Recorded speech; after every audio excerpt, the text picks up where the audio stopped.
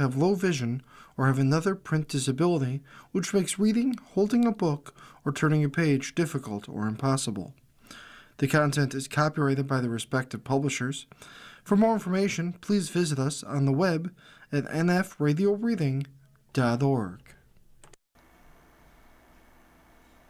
Hello, this is Fran McNamara, and for the next hour I'll be reading from the December 12th through December 18th, 2025 issue of Buffalo Business First, right here on the Niagara Frontier Radio Reading Service. So let's get to it. Okay, I'm looking at this now. Everything is online as opposed to having a hard copy in front of me. But it looks like what it is a drone picture of downtown Buffalo. Excuse me. And to the left field, we have the HSBC Tower, and it recently painted, well, not recently, probably 2 years now or 3, a reddish tone. And dead center, we can see out towards the Bethlehem Steel area, and you can see the windmills, the modern windmills out there. And off to the right, we see the Niagara Thruway running into the Skyway. It's very picturesque. It's a sunny day in the fall, and it's a very impressive look at Buffalo. And the headline says, Special Report, Buffalo Unlocked, Buffalo's Core Issue. A thriving downtown is central to the image, economy, and future growth of the region as a whole. And this is going to be an article starting on page 8. A special report by Michelle Chiocci Adams. So again, that impressive picture, and boy, it does make us look good. And that's it, basically, for the cover page. So we go down to the second page. First things first, that's what this always is. And there's a picture of the Richardson Olmsted Complex up there on Elmwood Avenue. And it says, oh, one of the things I really like, November's restaurant news. Barbecues, bakeries, beverages, and more.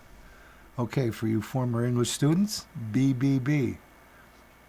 Is that alliteration or consonants? Just a little quiz from a former English teacher.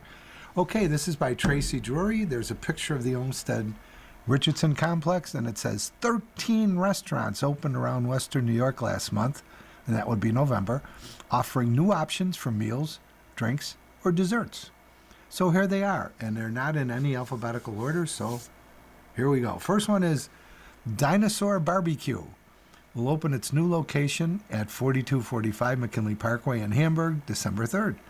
The new site, developed at a former Perkins restaurant down the road from McKinley Mall, excuse me, follows the February closure of Dinosaur's 301 Franklin Street site in downtown Buffalo.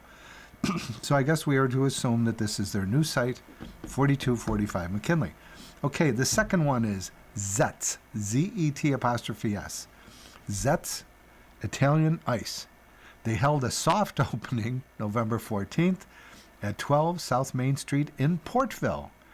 It's the second location for Angelica Porcuri, who also operates a location at 100 East State Street in Oleand, and a food truck.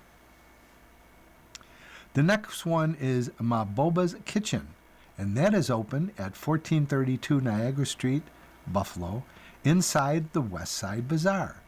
The Afghan restaurant's menu includes traditional dishes like kabuli palawo, beef rice topped with carrots and raisins, as well as a chicken biryani and kofta meatballs. Okay, the fourth one here is 39 Fomo Amakato. Has opened at 5225 Sheridan Drive in Williamsville, where Walter's Bakery closed this summer.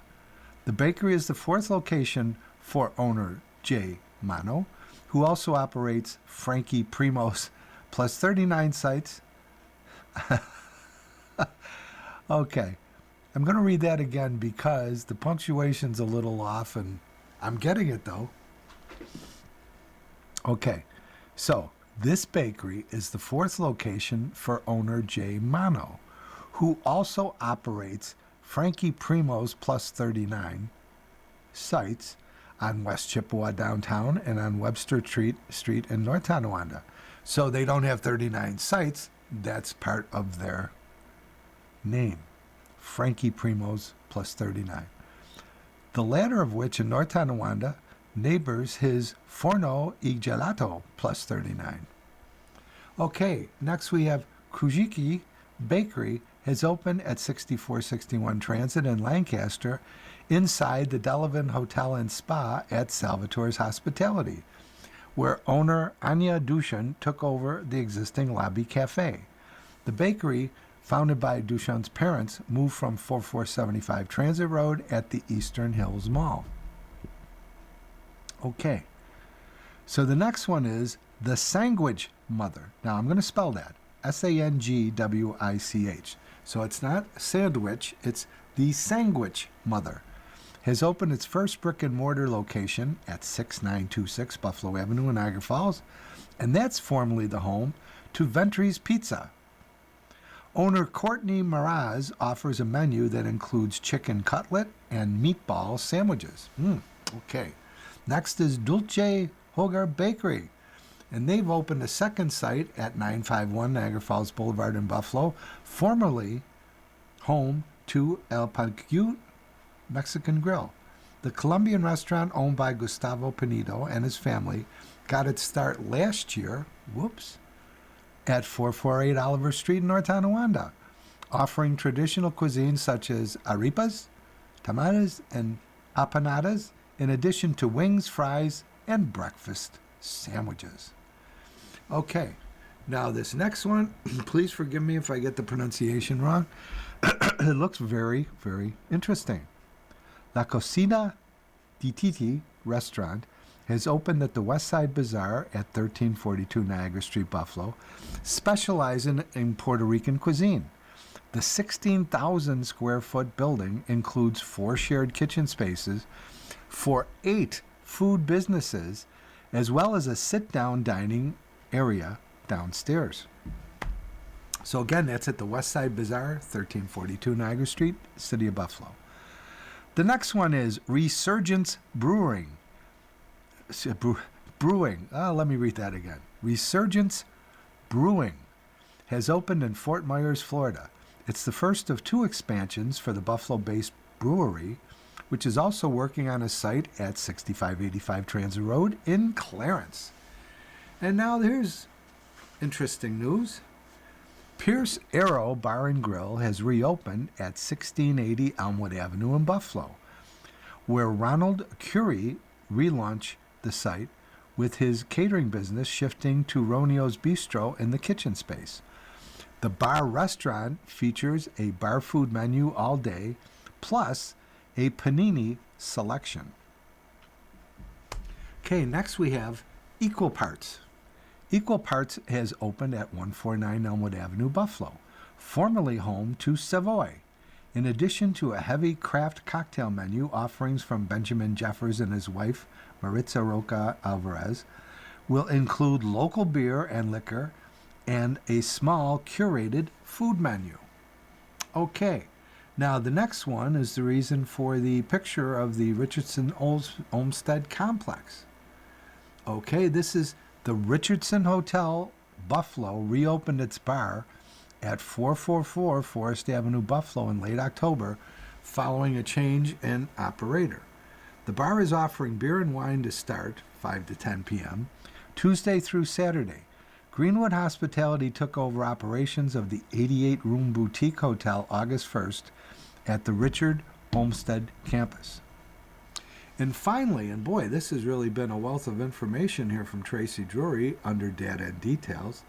The last of these 13 is the Labyrinth Workshop, held a soft opening November 5th at 15 Allen Street, where Bethany Halbrake and Cameron Sinclair have created a thematic tasting venue and event space offering 90-minute pre-dinner tastings with mocktails and cocktails.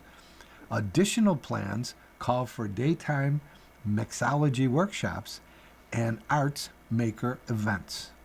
Wow, a lot of action going on, and notice they were all openings. 13 by Tracy Drury, telling us all about them under Data and Details. That was page 2. And I'm looking at page 3, and this one is a very prominent feature in Buffalo Business First. Empower People. And the headline reads, A 20-Year Journey from Professor to President. Now, about the feature. Buffalo Business First publishes 3 annual Power Lists: the Power 250, the Power 200 Women, and Power 100 Business Leaders of Color, featuring the top business leaders in Western New York. Each week, we'll tell you more about an executive on those lists, and this week, it's Matthew Giordano, who is now the president of Villa Maria College. And there's a picture of him in a very beautiful building with, I think that was to be Roman architecture columns.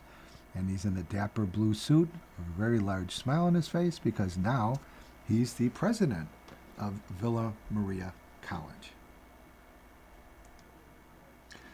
Okay, now this article is written by Katie Anderson. Of course, Matthew Giordano is going to be providing the information, but Katie's going to be providing the points of discussion. And then she gives a little background here. Matthew Giordano's entire career has revolved around education. He started as a faculty member at Villa Maria College in 2005 and has held many positions before being named interim president in 2018 and the college's 4th president in 2019. Now here's a quote from him. I began as a professor where I learned firsthand how transformational strong student-faculty relationships can be. Over time, I moved into administrative roles that allowed me to shape academic programs and student success initiatives at a much broader level. Okay, close quote. This was a big year for Giordano as he celebrates his 20th year at Villa Maria. The college opened an academic center and grew its enrollment to 630 students. Giordano won a Buffalo Business First C-Level Award in October for his work at the college. Giordano, a Rochester native who's lived in Amherst for 20 years, is married to Jennifer Desiderio, a professor at Canisius University, and they have 3 daughters. And his Power 250 rank is 242. Now, as I said, Katie Anderson provides questions and or areas for discussion. So, her first one, Katie, to Matthew, is, what was your proud career moment?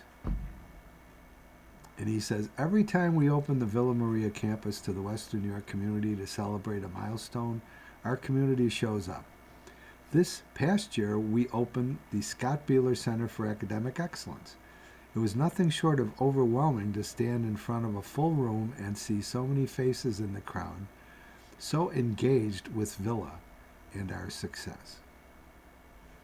Okay, so what do you do when you are hiring? What do you prioritize? And he answers, well, we prioritize like-minded team members who can deliver on that promise. I know that our faculty is on the front line, so to speak, of representing who Villa is. When I hear the amazing stories of student-faculty mentorship relationships, it's easy to know who we want here.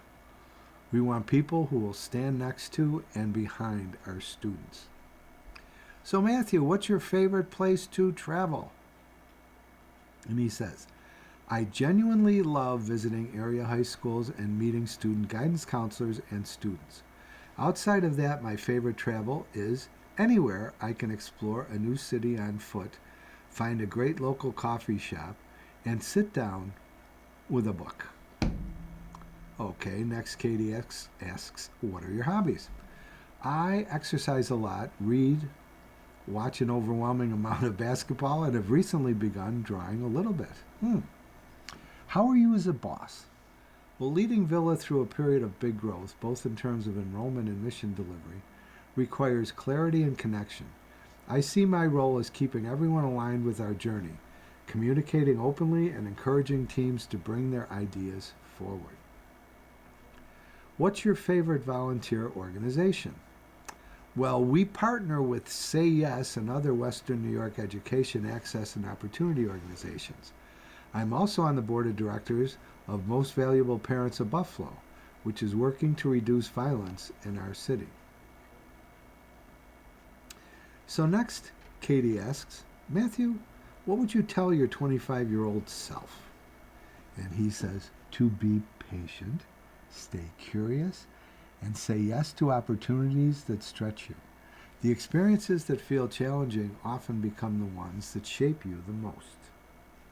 Oh, here's one. What's your favorite restaurant? Well, I'm a coffee guy, he says.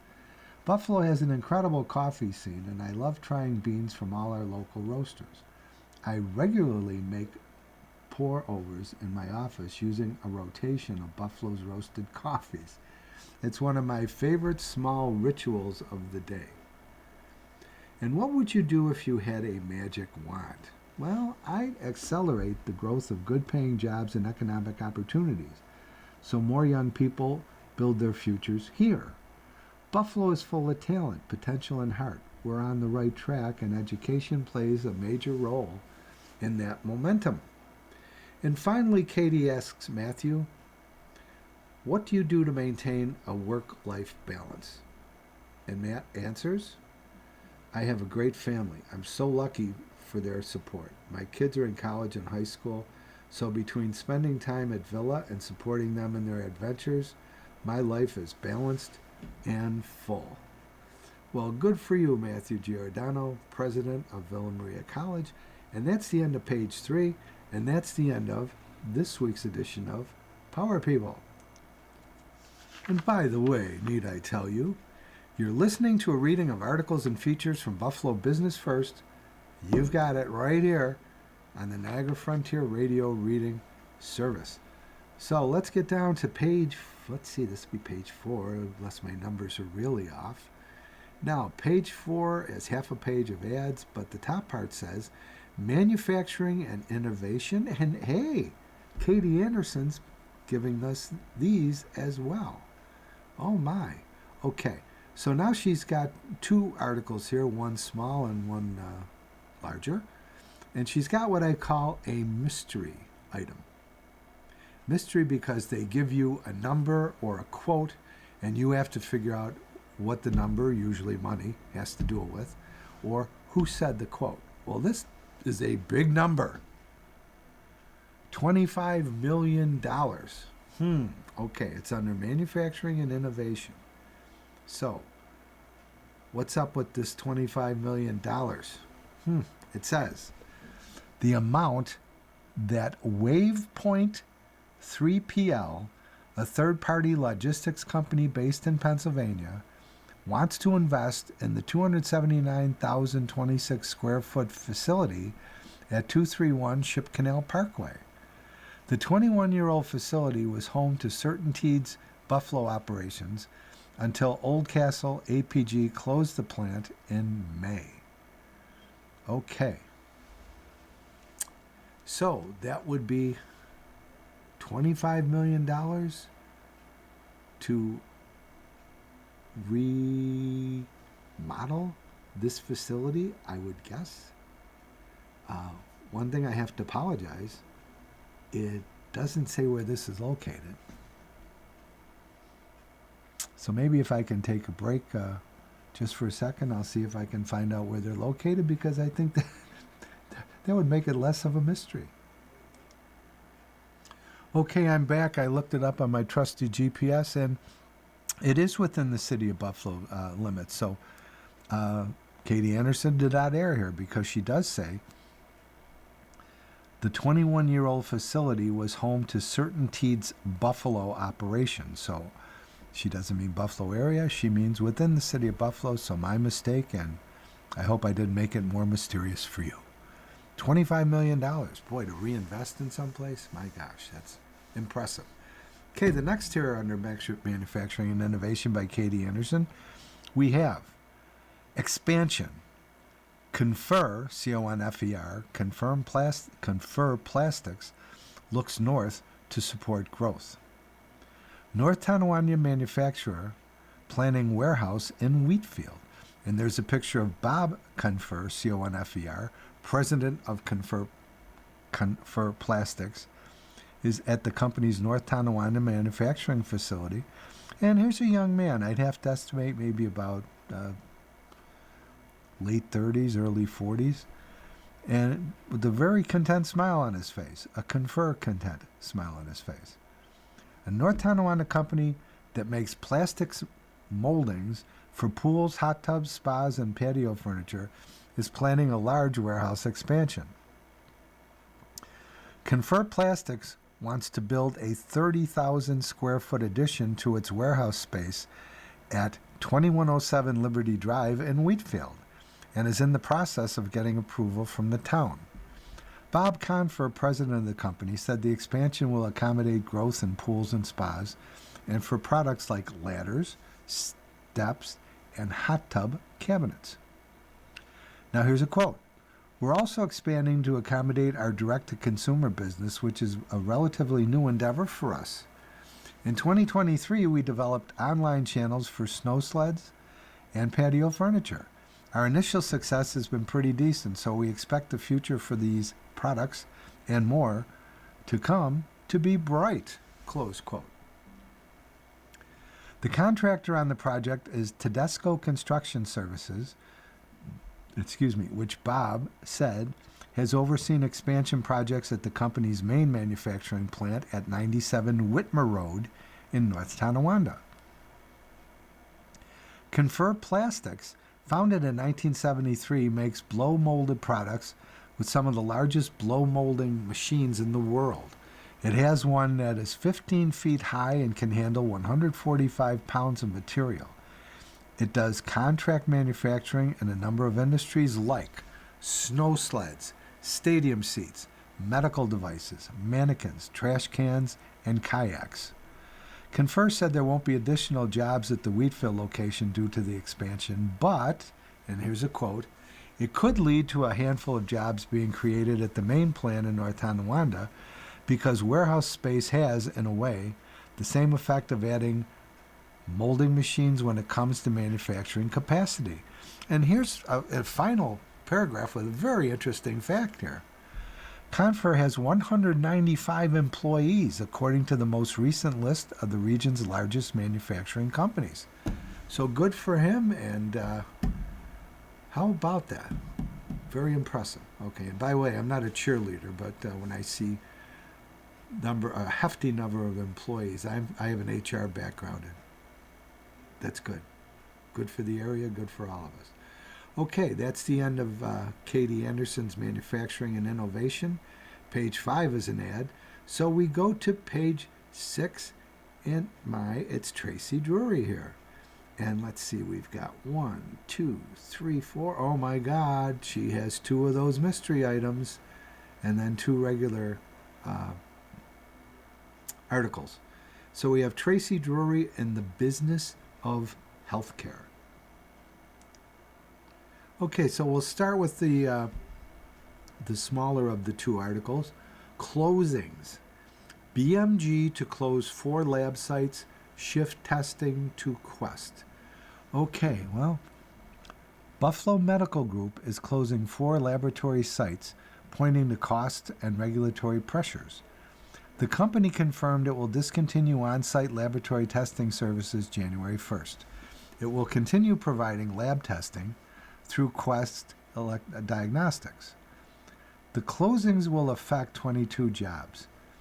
BMG said affected employees will have the option of staying on in other roles. Now, BMG again is Buffalo Medical Group. The 4 lab sites are in Buffalo, Williamsville, Lockport, and Orchard Park. No changes are planned for any other programs or services, the company said. Buffalo Medical Group is one of the region's largest multi-specialty medical practices with 126 physicians and about 900 total employees. Okay, now we have the first of the 2 mystery items on Tracy Drury's healthcare business page, and this one is quotable. Okay. And again, the mystery is who said this quote. And here's the quote. We've proven people have better health outcomes when they get patient-centered primary care and preventative services, and they avoid more costly care choices. So who said this? Okay. Well, it's Joanne Hafner, president and CEO of Neighborhood Health Center, which is expanding into a former urgent care facility at 2497 Delaware Avenue in North Buffalo. Okay, so again, what Joanne said, now that we know there's going to be a new facility at 2497 Delaware Avenue. Neighborhood Health Center is, we've proven people have better health outcomes when they get patient-centered primary care and preventative services, and they avoid more costly care choices. Okay. So now this next article,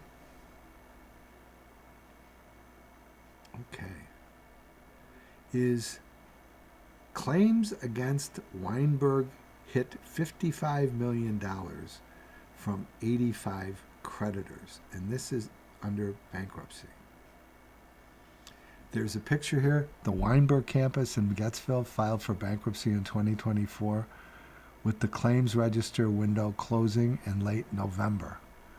Okay, so here we go. This is a little bit lengthy, so bear with me.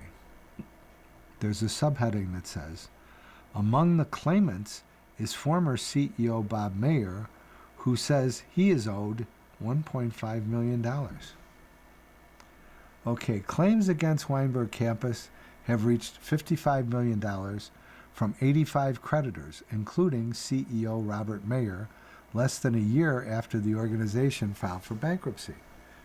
As of late November, just after the claims register window closed in the bankruptcy proceeding, at least 8 claims for more than $1 million were filed in the U.S. Bankruptcy Court, Western District of New York.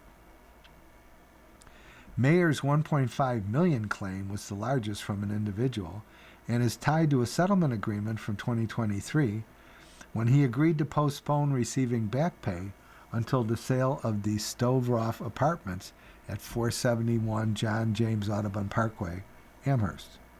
Mayer, who is also the sole remaining Weinberg campus board member, signed a settlement agreement November 9, 2023, that acknowledged Weinberg owed him funds under an executive compensation agreement, according to the claim filed with the bankruptcy court.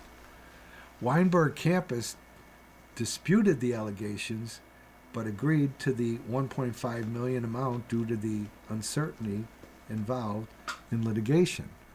The organization agreed. The organization agreed to sign over a collateral mortgage to the apartment building to avoid a potential judgment that would impede its ability to operate its facility. According to the filing, at the time of the settlement, Weinberg had an agreement in place to sell the property, though no deal was ever completed. Stove-Roff Towers, a low-income senior housing complex, was among 3 non-contiguous parcels owned by Weinberg that were not included when brokers began marketing the main campus at 2700 North Forest Road. Mayer has not responded to messages from Buffalo Business First since Weinberg's troubles came to light in early fall 2024 following a series of lawsuits.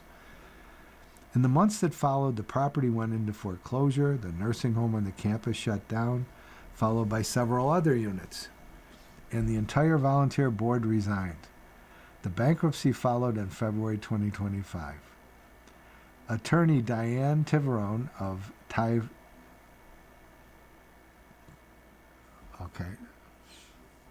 I'm sorry, I mispronounced her name. Attorney Diane Tyvron of Tyvron Law, PLLC, who represents Mayer, declined to comment. Mayer, who spent 30 years as vice president and chief operating officer before becoming president and CFO in 2016, is among several creditors who have liens on the property. And here's some who do.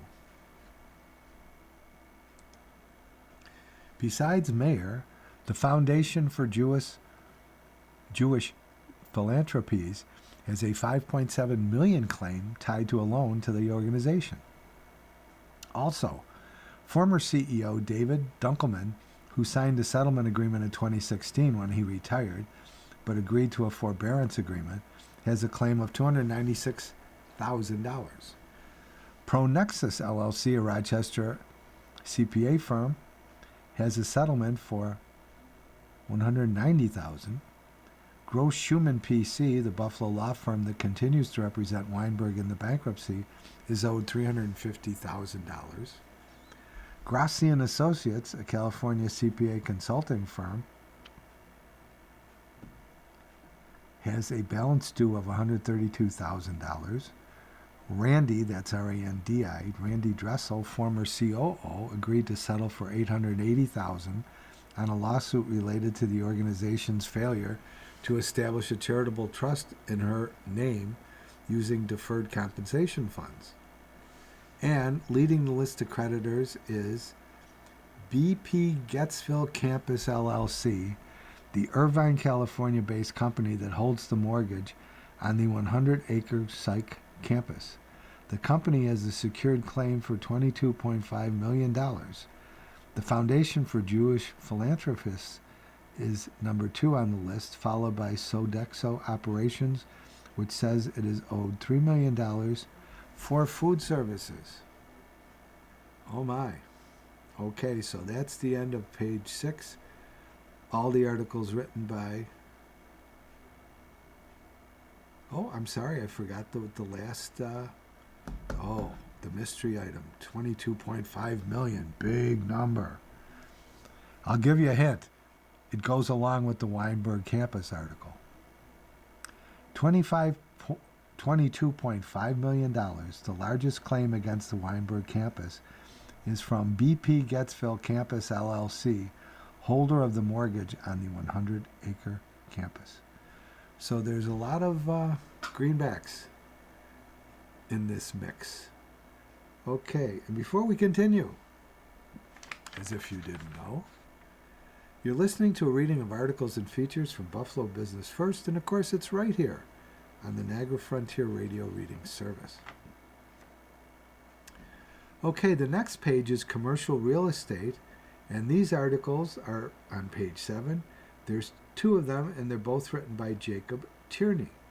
Commercial real estate's the name of the game on this page, and the first is Grand Island. $80.5 million sale of luxury complex is the year's largest. The sale of a luxury apartment community in Grand Island is Erie County's biggest real estate deal of 2025 so far, more than doubling the sale price of the previous record holder. Heron Point Apartments LLC of Lancaster sold 100 Archer Parkway and 101 Heron Point Parkway to HRNPT DE LLC and HRMPT DE2 LLC, both with registered addresses in Hollywood, Florida. The sale price was $80.5 million. The buyers assumed and consolidated $62 million worth of debt associated with the properties, according to records filed with the Erie County Clerk's Office. Heron Point is a luxury apartment complex with 346 units, constructed in 2 phases between 2015 and 2021. It's also Erie County's largest real estate sale of 2025 by far. It supplants January's $40.4 million sale of the Block 20 student housing community at 100 to 900 Heron Drive in Amherst. So boy, big buckaroonies out there in Grand Island, that's for sure. $80.5 million.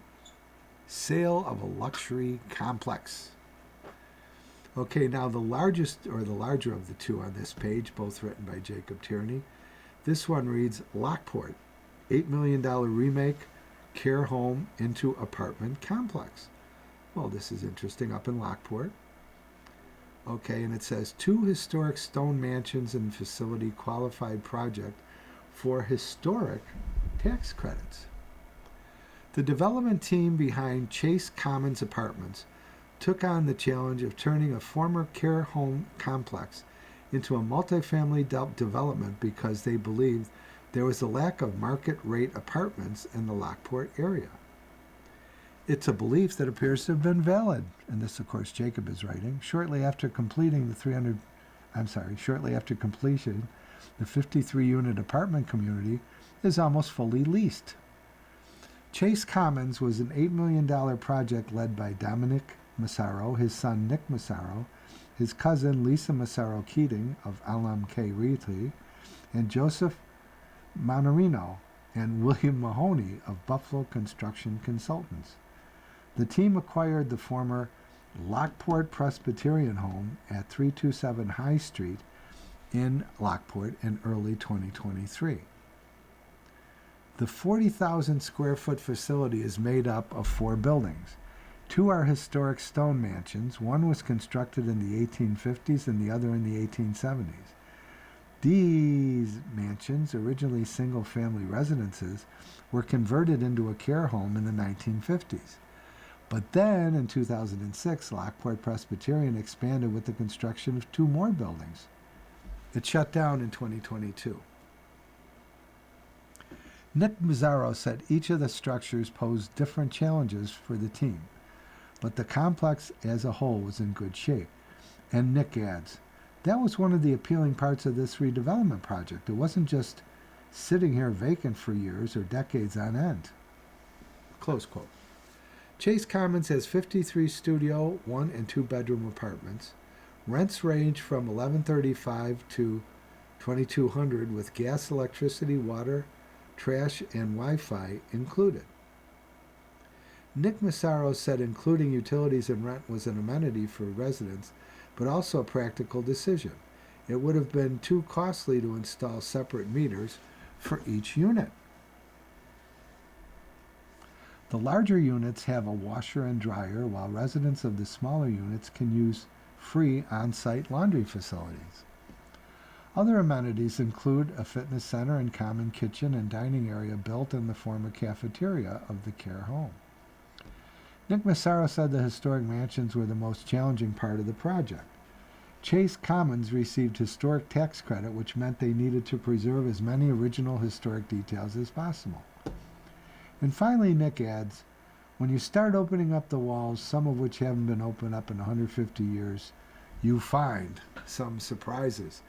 And you know what? That's the end of the article, so we're not going to find out what some of those surprises were. But anyways, Jacob Tierney, he wrote both of these about the Grand Island Complex and now Lockport and the $8 million renovation Chase Commons Apartments.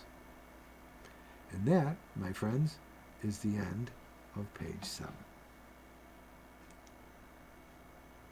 Okay, so now we get to the cover story, and this is very interesting. There's another drone picture of the Erie Basin Marina taken from there, looking into the city of Buffalo with those apartments on the side of the marina. And also we can see many of downtown buildings, including City Hall, of course, and the apartments along the Niagara front or the Niagara Thruway. You can see M&T Tower in the back. You can also see, of course, to the right-hand side, we have the HSBC complex. It's a very nice picture again, making Buffalo looking very good. And it says Buffalo Unlocked, the year in review. Downtown's next chapter. Fewer workers and changing perceptions pose challenges, and efforts are already underway to combat them. And as it said on the first front page, this whole article is written by Michelle Chiocci Adams.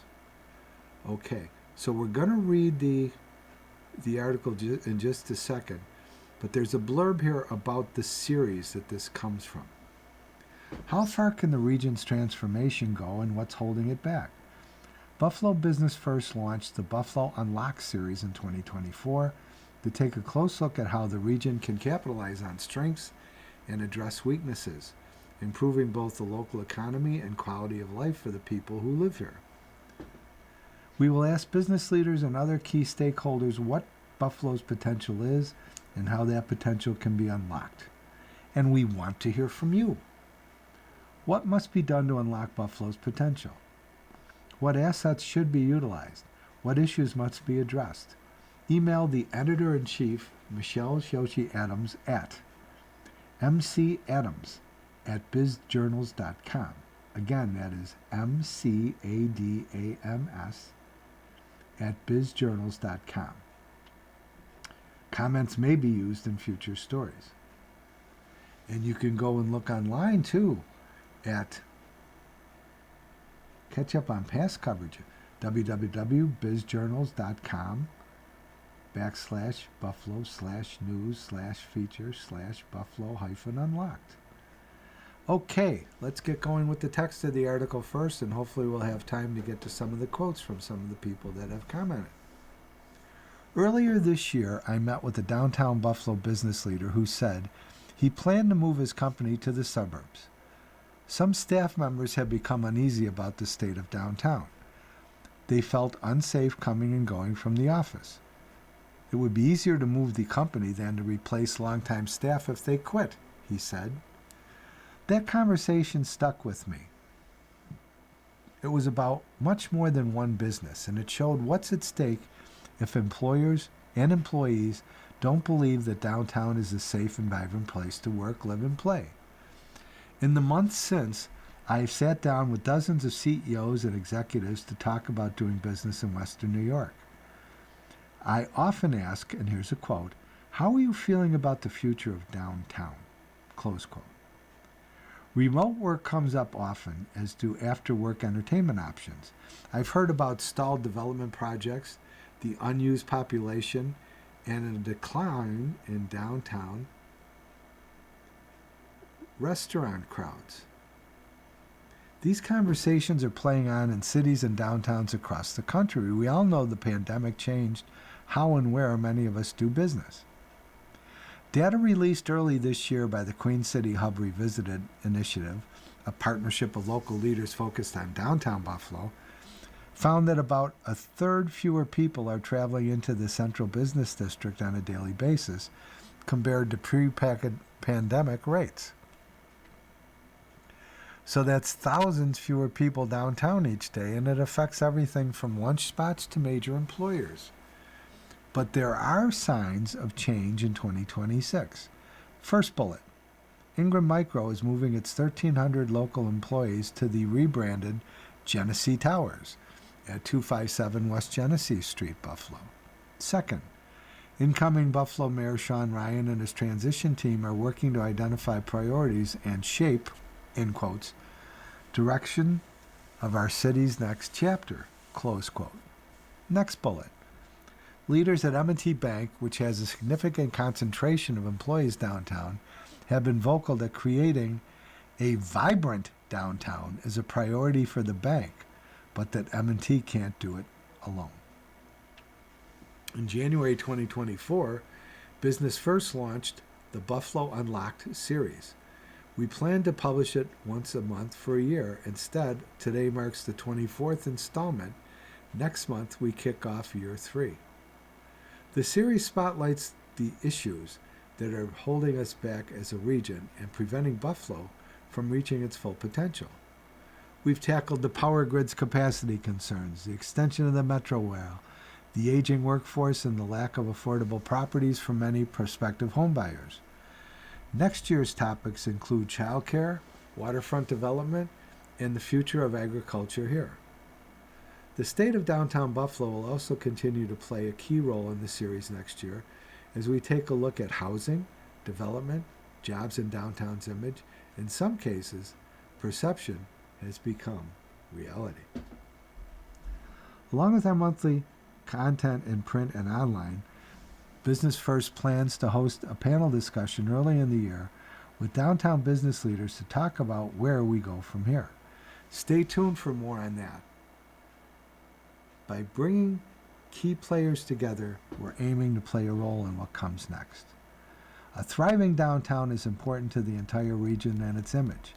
If we want Buffalo to reach its full potential, this is where we start.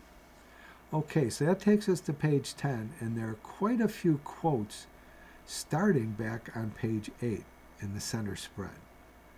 So I'm just going to get to those in a moment. Okay, the first quote, how can Western New York unlock its full potential? This comes from Carol Fitzsimmons, co-chair of Hodgkin Russ LLP. More redevelopment in the city, especially downtown core. For example, there seems to be a lot more residences in this area, but not the infrastructure to support them nearby. There needs to be a grocery and/or drugstore at the least.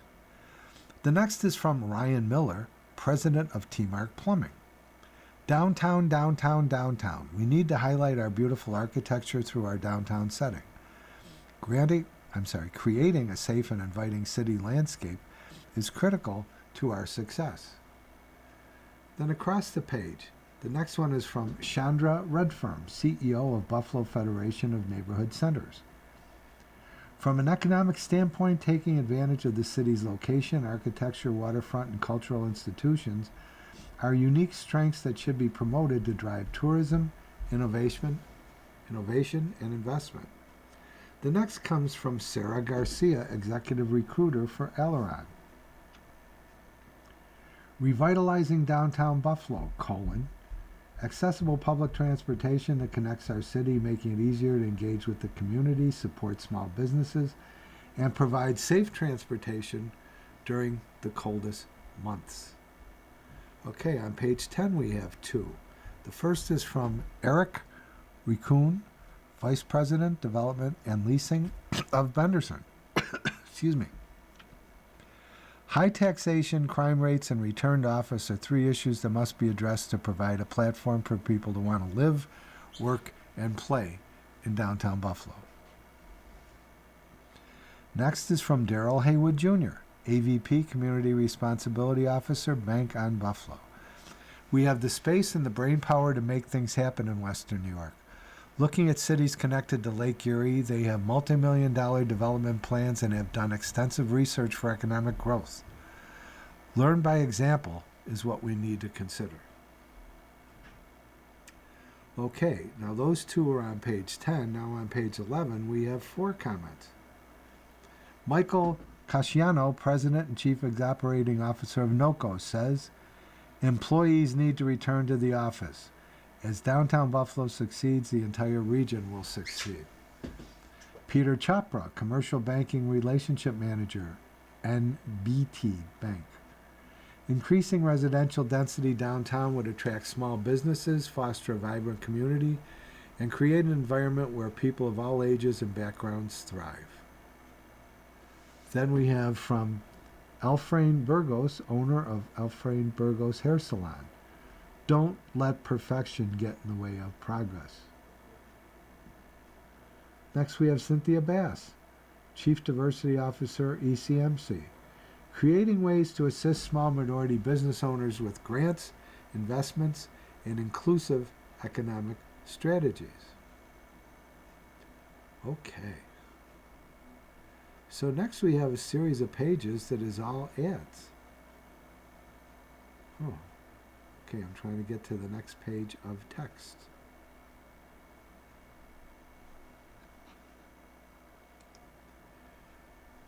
Okay, I'm going to a section here that is public records, only because I really don't have enough time in my allotted time to get into the many pages here of sponsored content about the improvements of Buffalo. And a little bird told me some people are actually really interested in the public records, so here we go. BBF Scorecard, a week and year-to-year summary of public records collected by Buffalo Business First through December 1st. Bankruptcies, current week none, week prior none. Judgments, current week 10, week prior 11.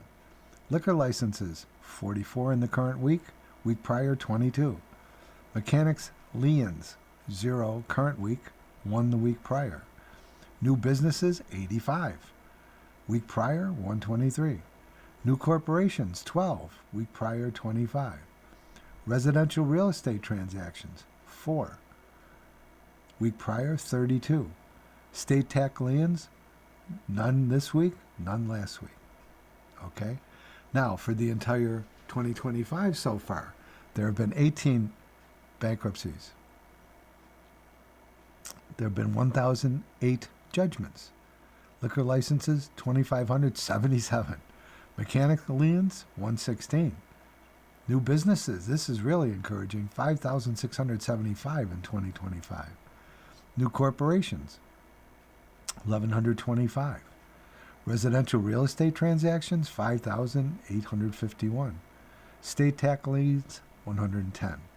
Now, they list this is a sampling of real estate deed transactions collected by American City Business Journals for the counties of Erie and Niagara through December 5th. The seller, Dan Mandeville and Beverly Mandeville. The buyer, James Casillo. Property address, 5561 Ward Heights in Burt. The amount, $675,000. Secondly, we have Carol Moeller Casal and Kathleen James sold to NJ Family Incorporated. The property at Selkirk Drive in North Tonawanda, 270 Selkirk Drive, for the amount of $385,000. Then we have the seller, John DiCarlo, the buyer, Kevin James Properties, and the property was 310 Mohawk Street in Lewiston. The amount was $350,000. And we have another sale, David Burkhard, sold to Mora Equity LLC, 699 Oliver Street in North Tonawanda, and that was for the amount of $280,000. Okay, moving right along, we have judgments. M&T with the plaintiff, Savannah Converting, were the defendants. The amount was $909,000. The winner was the plaintiff, so M&T prevailed, and that happened November 6th. The plaintiff, Commissioners of State Insurance Fund. The defendant, Diesel Demo and Junk Removal. The amount was $714,000. The winner was the plaintiff, the Commissioner of State Insurance Fund, and that was dated 11/6. Buys Funder NC, or Biz Funder, I guess you'd pronounce that, was the plaintiff. The defendant was Newport Bickford Incorporated Healthcare Center. The amount was $190,000. The winner was the plaintiff, and that was dated 11/07. Next, the Commissioners of the State Insurance Fund.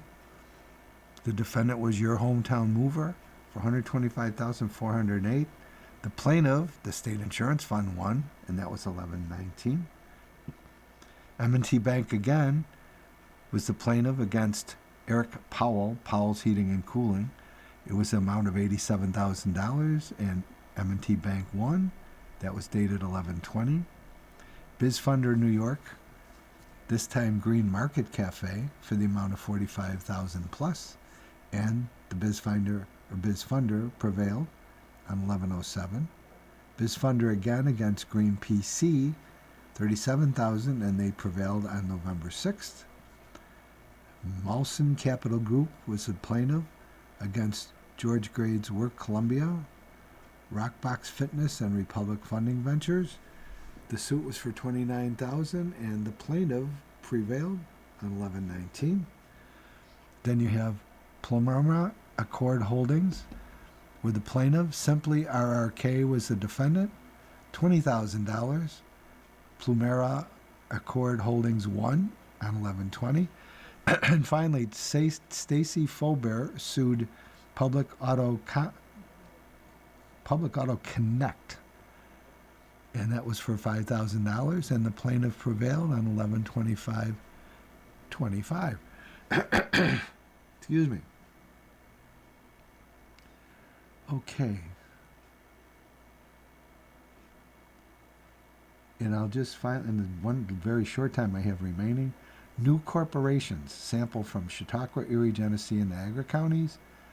Nova Spa in Amherst, Smoke Station and Genesee Building in Bowmansville, Sheba Care Solutions, Broadway in the city, 8th Buffalo Movie Incorporated, Niagara Street in the city,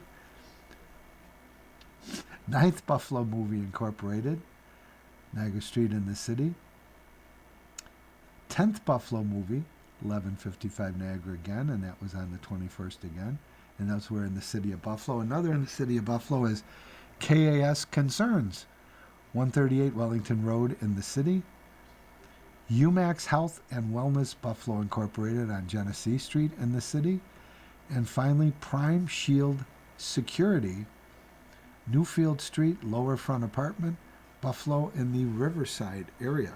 So those were the new businesses. So I don't have a lot of time left, and I just wanted to mention to you that we are online.